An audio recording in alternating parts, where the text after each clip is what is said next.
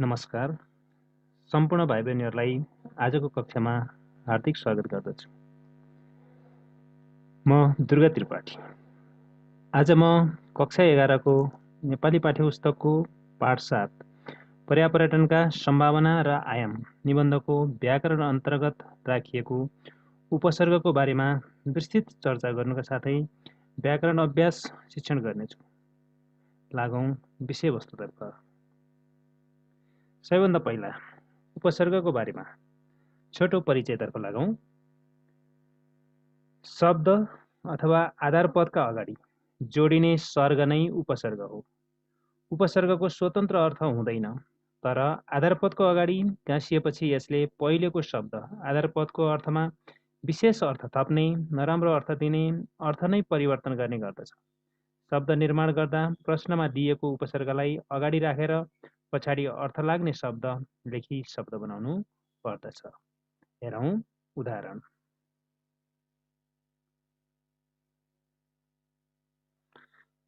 उदाहरणलाई हेरौं। जस्तै उपसर्ग, आधारपद र निर्मित शब्द भनेर मैले यसरी तालिकामा लेखेको छु। यहाँ आधारपद भावना, भावना अर्थयुक्त अर्थ दिने शब्द भावना यो आधारपद हो। यो आधारपदमा सम उपसर्ग लगाउँदा सम्भावना शब्द बन्दछ। अर्थ दिने शब्द आधारपदको अगाडि उपसर्ग लगाउने, शब्दको अगाडि लगाउने उपसर्ग, आधारपदको अगाडि उपसर्ग लगाउने हो। जुन यहाँ चाहिँ भावना आधारपदमा चाहिँ सम उपसर्ग लगाउँदा सम्भावना भन्ने शब्द बन्यो। त्यसैगरी देश भन्ने आधारपदमा चाहिँ बी लगाउँदाखेरि, बी उपसर्ग लगाउँदाखेरि विदेश बन्यो। त्यसैगरी चाहिँ क्रिया आधारपदमा शब्दमा चाहिँ अगाडि प्रति उपसर्ग लगाउँदाखेरि प्रतिक्रिया भन्ने शब्द बन्यो। त्यसैगरी विचार भन्ने शब्दमा आधारपदमा चाहिँ कु उपसर्ग लगाउँदा कुविचार भन्ने बन्यो। त्यसैगरी मान शब्दमा अप उपसर्ग लगाउँदा अपमान भन्ने बन्यो। त्यस्तै गरी पुत्र जुन आधारपद शब्द हो पुत्र, यसमा चाहिँ सु उपसर्ग लगाउँदाखेरि सुपुत्र भयो। त्यस्तै गरी हार शब्दमा चाहिँ आ उपसर्ग लगाउँदा आहार भयो। त्यसै गरी हारमा चाहिँ उप लगायो भने उपहार भन्ने शब्द बन्यो। त्यसै गरी हारमा चाहिँ अनु लगायो भने अनुहार भन्ने शब्द बन्यो। त्यसै गरी हारमा चाहिँ सम उपसर्ग लगाउँदाखेरि संहार भन्ने शब्द निर्माण भयो। यस्तै गरी अन्य केही उदाहरणहरू हेरौं। अ उपसर्ग लगाएर कस्ता शब्द बन्दछन् त?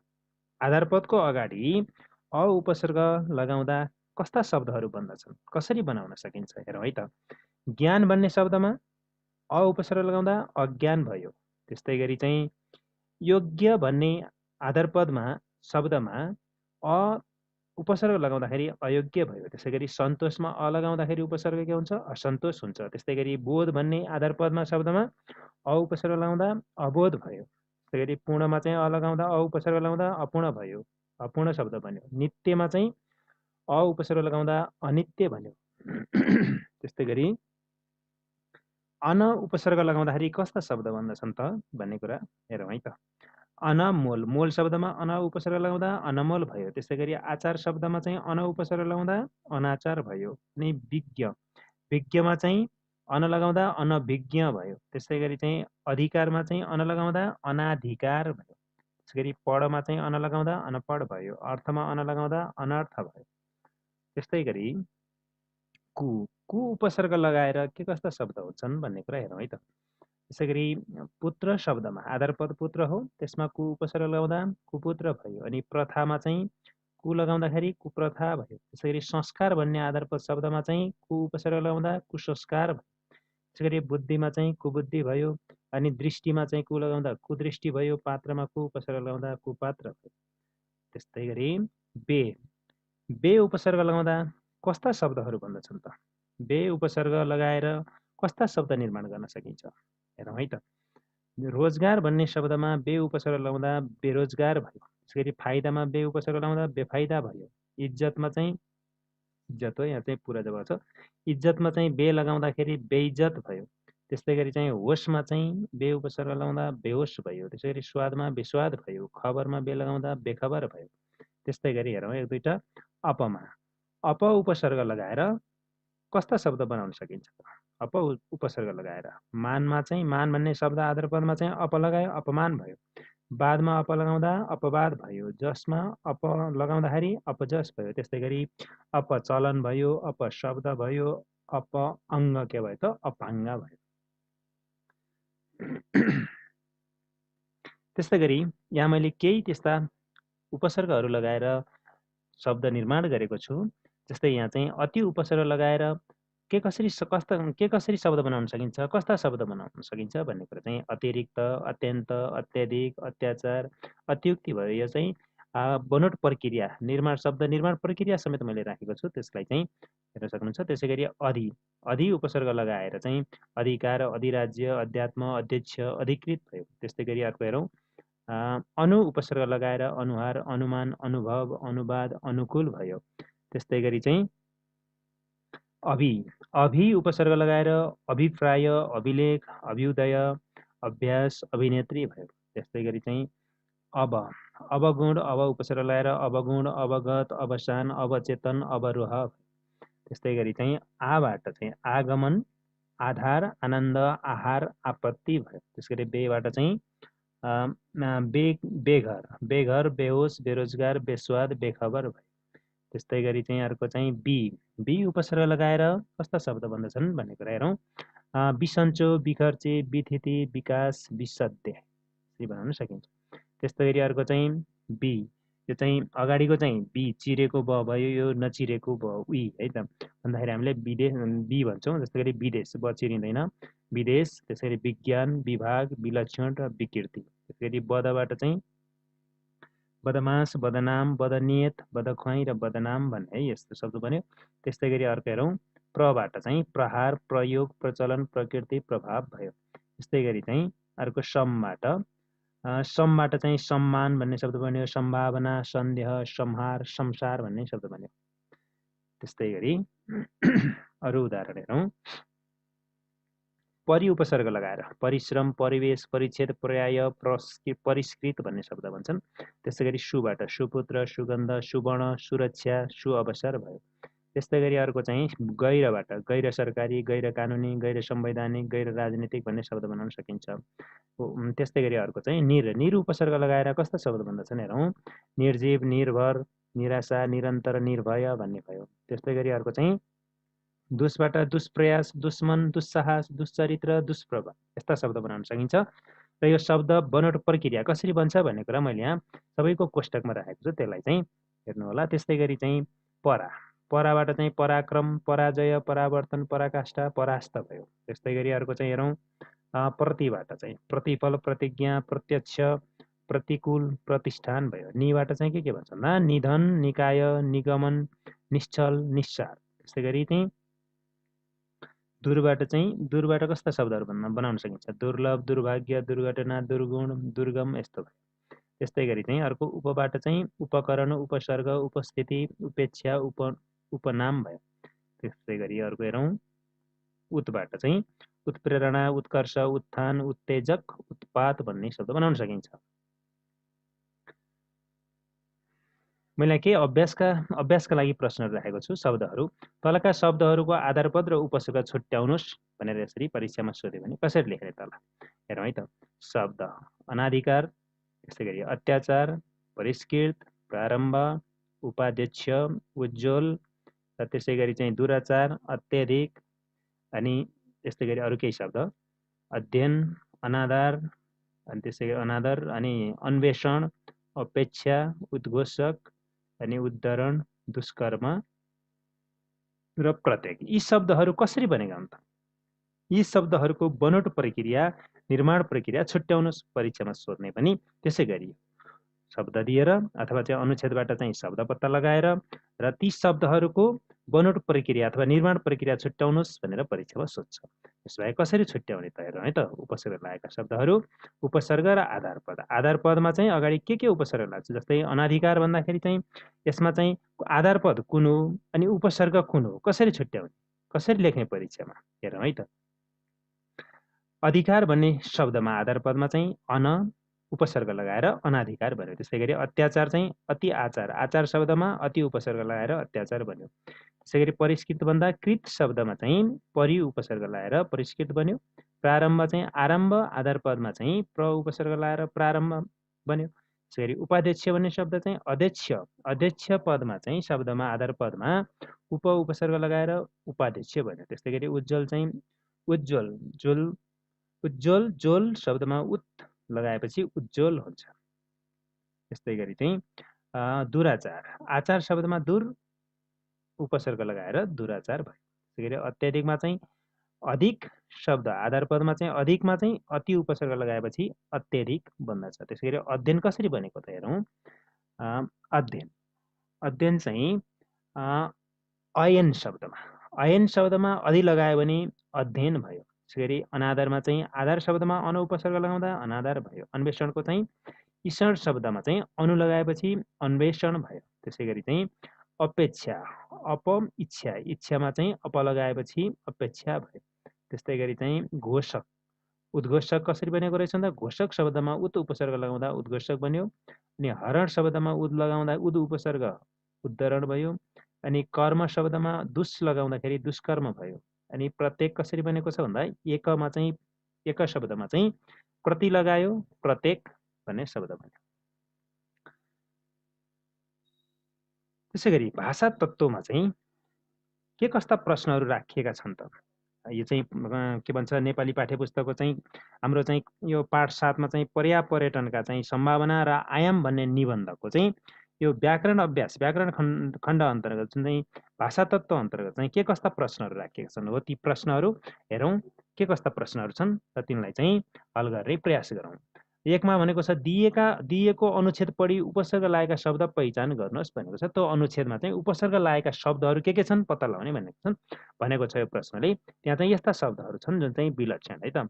विलक्षण छ विलक्षण सम्पन्न विशिष्ट संरचना अपार विभिन्न सुलभ दुर्लभ त्यसै गरी अनेक प्रकृति प्रदत्त सम्पदा अत्यन्त समृद्ध आदि यस्ता यी शब्दहरू उपसर्ग लागेर बनेका शब्दहरू। त्यस्तै गरी चाहिँ प्रश्न नम्बर 2 मा दिएको अनुच्छेदबाट 10वटा उपसर्ग व्युत्पन्न शब्द छानी निर्माण प्रक्रिया देखाउनुहोस् भनेको छ।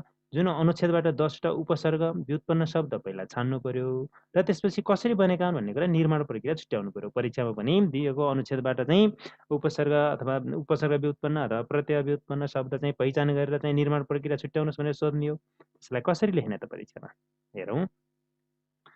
उपसर्ग लागेका व्युत्पन्न शब्द पहिला टिप्नु पर्यो। प्रतिवर्ष अवलोकन अतिथि स्वागत उपस्थिति प्रतिकूल प्रभाव पर्यटन सचेत पर्यावरण आधार र सम्पन्न यी चाहिँ उपसर्ग लागेर बनेका शब्द हुन्। त्यसलाई कसरी बनेका हुन् त निर्माण प्रक्रिया यसरी छुट्याउने। उपसर्ग आधार पद र व्युत्पन्न शब्द।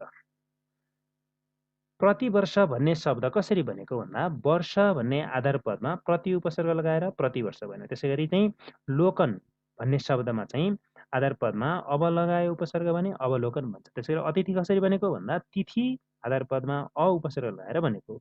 स्वागत चाहिँ आगत आधार पदमा चाहिँ शब्दमा सु उपसर्ग लगाएर स्वागत बन्यो। त्यसै गरी उपस्थिति कसरी बन्यो भन्दा स्थिति शब्दमा उपसर्ग लगाएर उपस्थिति बन्यो। यो तरिकाले परीक्षामा लेख। त्यसरी उपसर्ग आधार पद व्युत्पन्न शब्द भन्ने त्यसै गरी चाहिँ आधार पद कुन हो उपसर्ग कुन हो र कुन शब्द बनेको भनेर यसरी तालिका जस्तो बनाएर चाहिँ यसरी छुट्याएर लेख्नुपर्छ। जुन चाहिँ शब्द निर्माण प्रक्रिया छुट्याउनुहोस् भने चाहिँ उपसर्ग व्युत्पन्न शब्द छानेर निर्माण प्रक्रिया छुट्याउनुहोस् भनेर सोध्छ परीक्षामा। यो तरिकाले लेख्नु पर्यो। त्यसै गरी चाहिँ अर्को चाहिँ व्युत्पन्न शब्दहरू जो माथि टिपिएको छ त्यसैलाई प्रतिकूल कसरी बनेको त भन्दा कुल शब्दमा आधार पदमा कुल शब्दमा प्रति उपसर्ग लगायो प्रतिकूल बन्यो। त्यसै गरी भाव आधार पदमा चाहिँ प्र जोड्दाखेरि उपसर्ग जोड्दाखेरि प्रभाव भयो।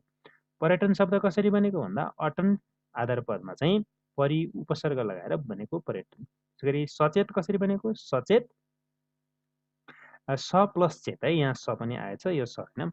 सचेत कसरी बनेको भन्दा चेत शब्दमा आधार पदमा स उपसर्ग लागेर बनेको। यो स चाहिँ यहाँ चाहिँ यो चेत हो है स होइन चेत हो। चेत शब्दमा स उपसर्ग लगाउँदाखेरि सचेत बनेको। त्यसै गरी पर्यावरण भनेको आवरण शब्दमा चाहिँ परि उपसर्ग लगाउँदा पर्यावरण बनेको। त्यस्तै गरी अरु हेरौँ। प्रश्न नम्बर 3 मा पर्यापर्यटनका सम्भावना र आयाम पाठको पहिलो अनुच्छेदमा रहेका उपसर्ग व्युत्पन्न शब्द पहिचान गरी निर्माण प्रक्रिया देखाउनुहोस्। त्यसो भए यो चाहिँ पर्यापर्यटन सम्भावना र आयाम पाठको पहिलो अनुच्छेदमा रहेका उपसर्ग व्युत्पन्न शब्द के हुन् त्यसलाई पहिचान गर्नु पर्यो, टिप्नु पर्यो र ती चाहिँ कसरी बनेका हुन् भनेर निर्माण प्रक्रिया देखाउनु पर्यो। हेरौँ, पहिलो अनुच्छेदमा प्रकृति, सम्बन्ध, सन्तुलन, उपसर्ग, प्रयोग, अभिव्यक्ति, आधार, अध्ययन, अनुसन्धान, परिचर्चा, निर्माण, अनुसार, परिवेश, सम्पूर्ण, निर्जीव, निरन्तर, सम्भार, प्रक्रिया, संहार, विज्ञान जस्ता शब्दहरू चाहिँ जुन चाहिँ उपसर्ग लागेर बनेका शब्द हुन्, उपसर्ग व्युत्पन्न शब्द हुन्। त्यसो भए यी शब्दहरूको निर्माण प्रक्रिया के कस्तो छ त हेरौँ तालिकामा। प्रतिवर्ष, प्रति प्लस वर्ष, वर्षमा प्रति उपसर्ग लाएर बनेको। त्यसै गरी सम्बन्ध शब्द बन्ध शब्दमा सम उपसर्ग लाएर बनेको। त्यसै गरी सन्तुलन, तुलन शब्दमा चाहिँ आधारपद तुलन हो, तुलन शब्दमा सम उपसर्ग लाएर बनेको सन्तुलन। त्यसै गरी उपसर्ग कसरी बनेको, सर्ग शब्दमा उप उपसर्ग लाएर बनेको। प्रयोग, योग भन्ने शब्द आधारपदमा चाहिँ प्र उपसर्ग लाएर बनेको। अनि अभिव्यक्ति, व्यक्ति शब्दमा अभि उपसर्ग लाउँदा अभिव्यक्ति बन्यो। त्यसै गरी आधार शब्द धार शब्दमा आ उपसर्ग लाउँदाखेरि आधार बन्यो। अनि अधि प्लस ऐन के हुन्छ, अध्ययन हुन्छ। त्यसै गरी अनु प्लस सन्धान, अनुसन्धान हुन्छ। अनि परि प्लस चर्चा, परिचर्चा, निर प्लस माड, निर्माण, अनु प्लस सार, अनुसार। त्यसै गरी चाहिँ अनुसार है त, अनुसार होइन चाहिँ अनुसार हो, उता पछाडि गर्नु अनुसार है। त्यसै गरी चाहिँ परि प्लस बेस, परिवेश भयो। सम प्लस पूर्ण, सम्पूर्ण, निर प्लस जीव, निर्जीव। त्यसै गरी निर प्लस अन्तर, निरन्तर, सम प्लस भार, संहार, प्र प्लस क्रिया, प्रक्रिया, सम प्लस हार, संहार, पी प्लस ज्ञान, विज्ञान। यसरी उपसर्ग जति सबै यो निलो कलरमा लेखिएको छ। र त्यसपछि यो चाहिँ डार्क गाडामा चाहिँ यो चाहिँ बोल्ड गरेर लेखिएको छ। यी सबै आधार पद भए र यो आधार पदमा चाहिँ अगाडिको निलो उपसर्ग लाएर बन्ने निर्मित शब्दहरू चाहिँ यो पछाडिको हो, जो माथि टिपिएको छ।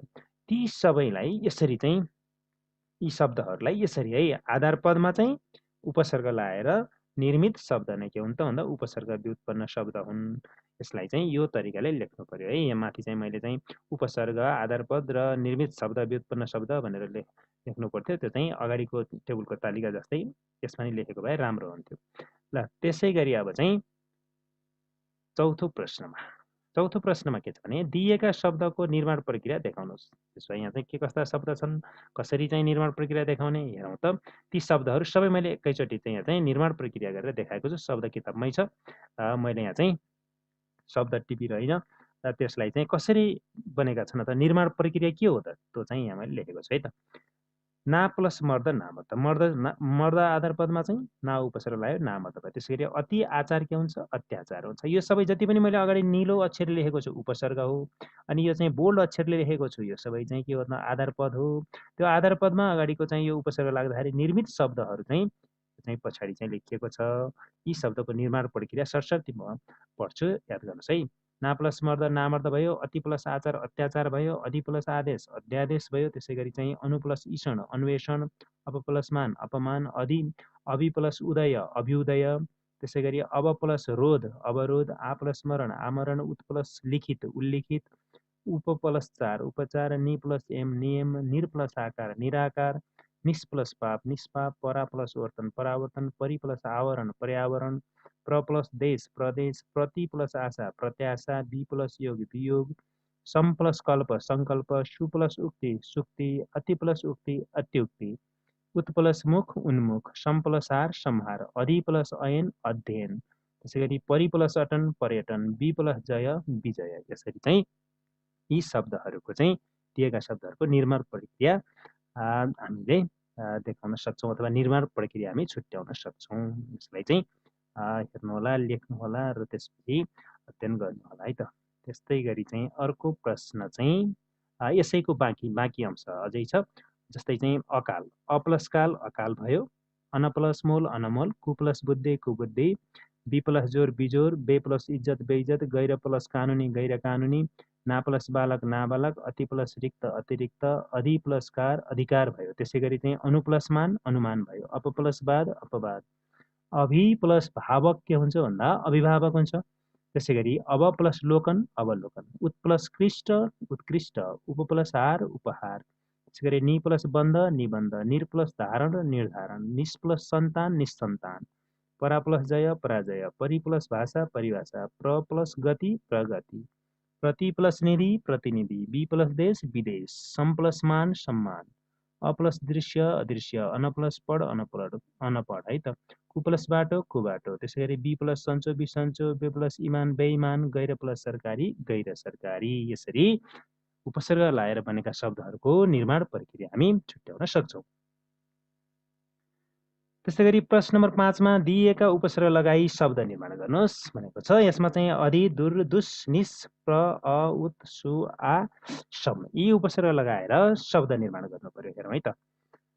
अधि प्लस कार अधिकार भन्ने शब्द बन्छ। दुस प्लस गुण दुर प्लस गुण दुर्गुण भन्ने शब्द बन्यो। त्यसै गरी दुस प्लस साहस दुस्साहस, निस प्लस कपट निष्कपट, प्र प्लस योग प्रयोग, अ प्लस ज्ञान अज्ञान, उत प्लस प्रेरणा उत्प्रेरणा भयो। अनि सु प्लस कर्म सुकर्म भयो।